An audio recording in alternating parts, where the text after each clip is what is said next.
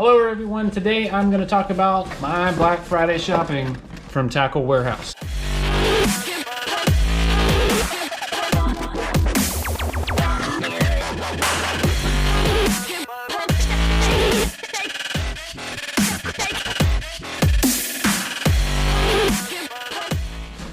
Alright, so today is actually Black Friday 2021, and on Monday, I think it was Monday or Tuesday, Tackle Warehouse went live with their sale, and I jumped on it and got a few things. So I'm going to go ahead and go through the box, talk about what I picked up, maybe some things I'm going to try this year. First up, obviously we got an awesome Tackle Warehouse shirt.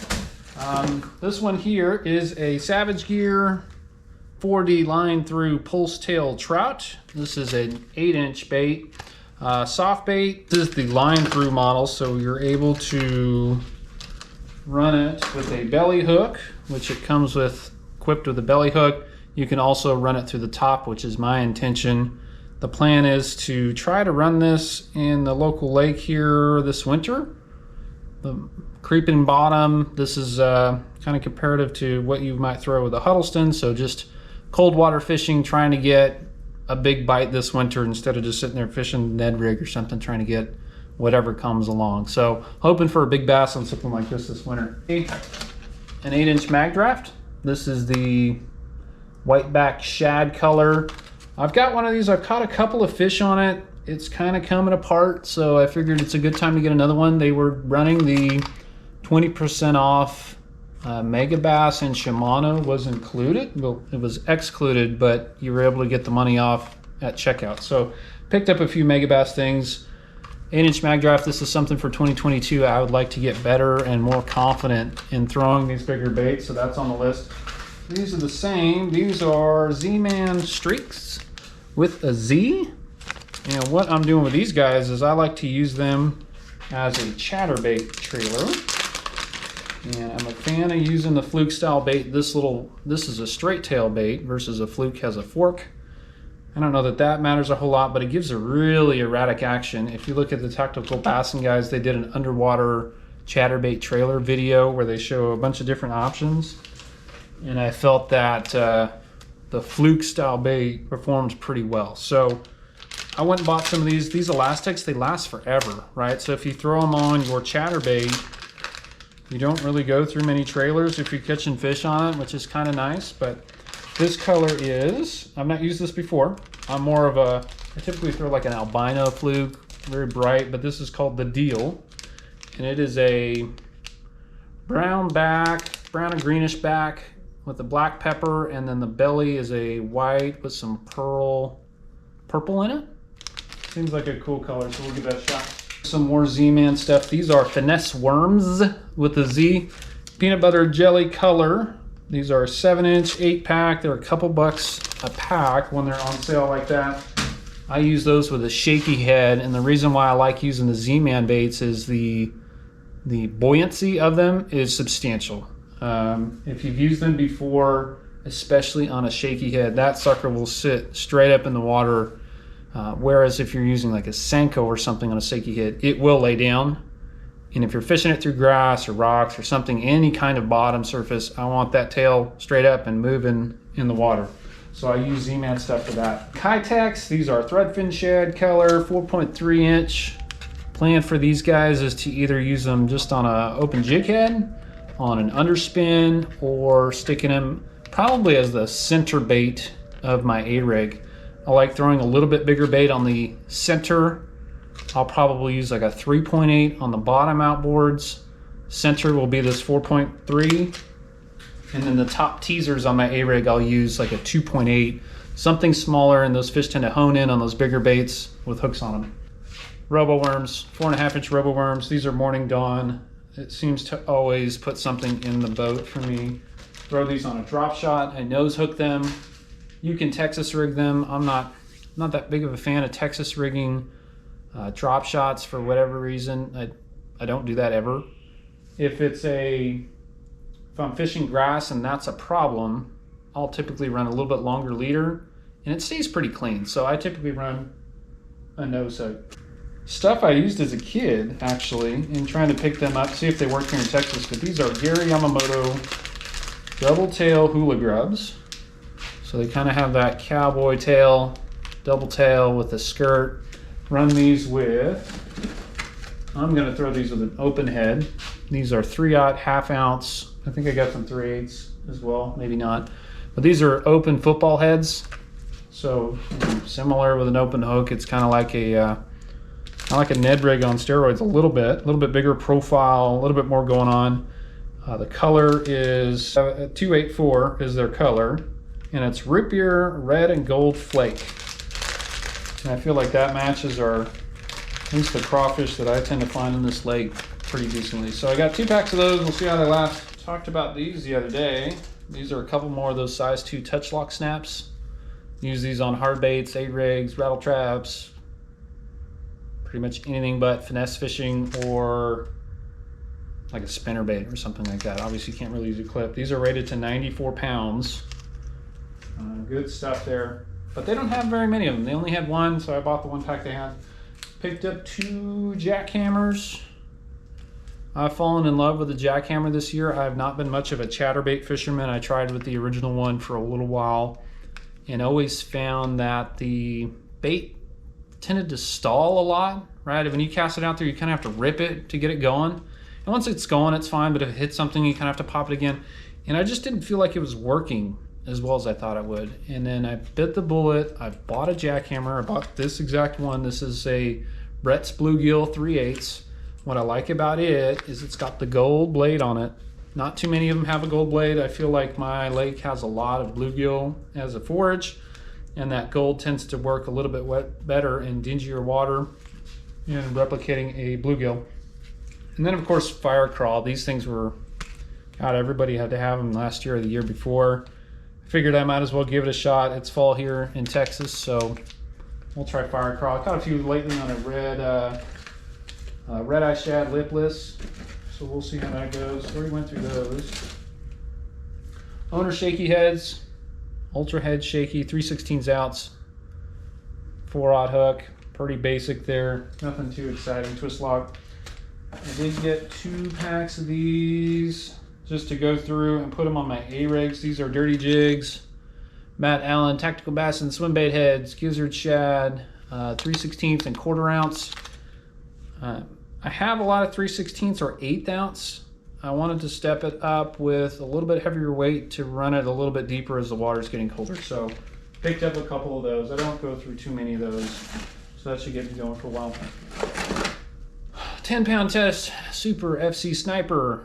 This is a 200-yard spool. This is what I use on, well, I use 8-pound today on all of my spinning gear as a leader. So this spool will last me all year, pretty much. I still have a little bit of 8-pound left, but I'm gonna step it up to 10. The water that I fish never has more than 3 foot of visibility. And I feel like I can get away with 10-pound fluorocarbon. Give me a couple more pounds of resistance. So we're gonna give that a shot. Got a couple dark sleepers, real small ones. These are the 2-point-somethings, 2.4, 3/8 ounce. I wanted to give these a shot maybe in spring as a bed fish bait, hopping bottom on rock piles, stuff like that. When the bite gets a little bit tough, smaller profile. We'll see how it works out. And we're getting here to the end. A couple of Megabass Freestyles. I'll rig these on either just on a twist lock beast hook of some sort or a big underspin. Caught a couple of fish doing it. It's an excellent profile, super weedless.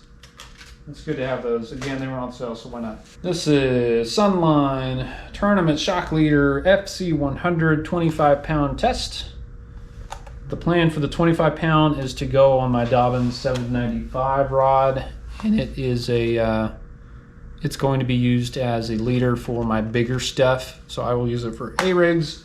I'll use it for that Savage gear. I'll use it for the Magdraft that I talked about. 25-pound leader to 50 or 65-pound braid. That's what I go with on big stuff. And then I figured I'd give this a shot. 7.5-inch G-Ratt Sneaky Pete. Entry-level glide bait, right? I think it's got some decent reviews. I've watched a few videos on it. People feel like it's a pretty decent bait for the dollar. I'm not to the point of buying high-dollar glide baits just yet, but I would like to give the bigger stuff Again, this one isn't as big as I thought it would be for some reason. Anyway, still a pretty good sized chunk. 7.5 inches, 2.5 ounces. It should be pretty fun to fish here for the next couple of weeks and also going into spring. 2 reels, Shimano. So I have very inexpensive spinning reels right now. I have 3 Shimano Siennas. They are 2500 HG, FG. I'll put a link in the description on what exactly it is. What drove me to that is they are an inexpensive Shimano that runs 6:2 gear ratio, which I like using for a spinning reel. Most of them are in the 5s, and that's just slow. For whatever reason, I prefer it faster. If I'm fishing a fluke, I can pick up line quicker. If I'm bringing it in on a, I don't know, Ned rig or drop shot, and I'm ready to make another cast, there's no need for me to have a slow ratio reel at all. Those have been pretty good reels, but some of them have slowed down a little bit. I've caught a lot of fish on them. I've fished a lot with those 3 Siennas. A couple of them are showing some age. Again, they're like sub $30 reels. So I wanted to try this one. This one came out this year. This is a Shimano Nexave 2500 HG, yet another Shimano 6:2 gear ratio spinning reel. Weighs 8.8 ounces, 9 pounds of drag, 3+1, 3 bearings plus 1 roller, 36 inches per crank. I don't know a whole lot about this, but we'll give it a shot. This is the next price point from the Sienna. Feels like it's still maybe a plastic body. We'll see how that works out, but I'll give it a shot. It adds to my collection of spinning reels. So we got one more combo. It's a Curado 300 HG. Like I mentioned, I am going to be playing in bigger baits a little bit.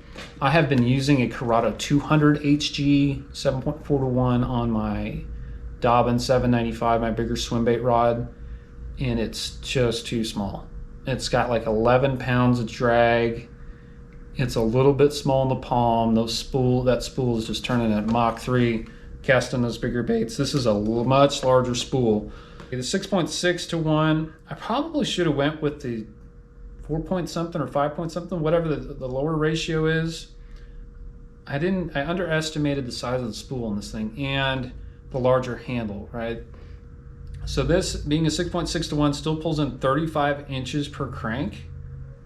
I think my Curado 200, I have the box here, Curado 200 HG pulls in 31. So the Curado 200 is a 7.4:1, pulls in 31 inches per crank. The 300 is a 6.6:1, so it's a numerically lower or a slower reel, but it pulls in more inches per turn than the 7.4:1. So pay attention to that. If you're looking to upgrade from a 200 to a 300, I think this will still be fine. This one with a 6.6 pulls in more line per handle than a 7.4:1 Curado 200. That has to do with the bigger spool, right? You're pulling in more line per revolution, more so than you would anyway. Curado 300, and here is a 200K. Give you a quick size comparison between the two. You can see the difference in the handles. All right, so got quite a bit longer handle, probably another, I can measure it, 10 to 15 millimeters, probably 10. Someone's gonna look that up and call me out that I'm wrong, but it's a little bit longer. I mean, they're both palmable reels, right? I mean, they're both pretty good size. I can palm this 300, no problem. This almost feels tiny in comparison, this 200. I can totally engulf this reel. But weight difference wise, I mean, there's definitely a weight difference between the two, but I would say that there's not a huge difference between the two. I mean, if I didn't tell you, you would maybe not even notice, but you can see it in the front profile. You can definitely feel it when you hold it, but this 300 is just a tank. Looking forward to getting this guy on the big rod. I think it'll fit the whole combo a lot better, right? Long handle, 7'9" rod. This is the rod over here that I'm using. This is an entry-level swim bait rod. This is a Dobbins Fury Series 795 SB. Rated 1 to 5 ounces. Some people say that's not all that great. I mean, I've thrown a 9-inch Shine Glide on it, which I think is getting up there as far as weight. That is definitely the heaviest bait I will throw on that rod. I think if you want to go any heavier of a bait, you need to go to the 806 Fury, I think is their next step. As an 8-foot rod, that's quite a bit more rods. 18 pounds of drag, and the 200, 7.6 ounces and 11 pounds of drag. So going from 11 pounds of drag to 18, percentage-wise, it's not one of those 30-pound drag reels that you'll see, but I think 18 pounds will be just fine. It's percentage-wise much more drag on the 300 than the 200. And again, you're already throwing big baits, big glide baits, or heavier rod, so what difference does a couple ounces make? So this is going to be my new workhorse. Love my Shimano stuff. I've got, this is my 4th Curado, latest gen Curados. I've got a DC 150, 2 Curado 200K HGs, and this is a 300 HG. And then I also have an SLX. This is standard 150 HG SLX, which is also a 7 point. I got a box here, hang on. My Shimano SLX is 7.2 to 1. Love this reel. Good gravy for $100, or if you can get it on sale for like 80 bucks. I don't know how you can beat an SLX. Now, I won't put that through deep diving crankbaits or anything. That's a little bit, to me, I shift to Curado for something like that. I wanted the, for deep diving cranks, I wanted something that has, this has a dual bearing on the pinion gear. And so when you're really loading that sucker down, it's going to keep those gears better in alignment. Whereas SLX, I feel like it may, you may get a little binding in that, putting a little bit too much load on one of those pinion bearings. Anyway, that's what I got. It's amazing what a little bit of tackle adds up to, but that's going to get me going here for winter and going into spring. I'll put some links in the descriptions of what I bought. If you have any questions, feel free to shoot me a comment and I'll get back to you. If you like the video, hit like. Would appreciate a subscribe if you feel like you would like to see some more input on this, and thank you for watching. Good luck, tight lines.